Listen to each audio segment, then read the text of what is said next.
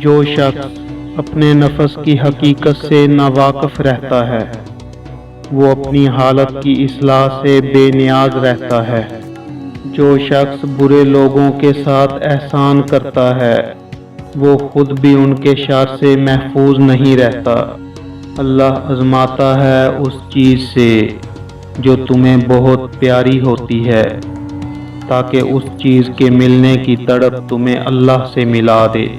جب دل اداس ہو اور وجہ بھی سمجھ نہ آ رہی ہو تو سورۃ رحمان پڑھ لیا کرو، انشاءاللہ دل کو سکون آ جائے گا۔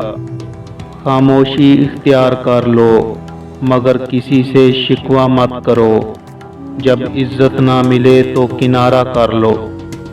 انسان واحد ایسی مخلوق ہے جس کا زہر الفاظ میں ہوتا ہے۔ زیادہ سوچنے سے بہتر ہے کہ استغفار کیا جائے۔ زیادہ سوچنا مشکلات کو بڑھاتا ہے اور استغفار مشکلات کا حل ہے۔ بہترین رشتہ وہ ہے جو آپ کے عیب جان کر آپ سے تعلق ختم نہ کرے، اور بے شک یہ رشتہ آپ کا اللہ کے علاوہ کسی سے نہیں۔ آج اگر زندگی مشکل ہے تو کل کی آسانی کا وعدہ بھی اللہ نے کیا ہے۔ اللہ سے مانگو، خوب مانگو، اللہ تمہیں امید سے بڑھ کر دے گا۔ 3 لوگ ہمیشہ پریشان رہتے ہیں: مددگار، وفادار اور دل کے صاف۔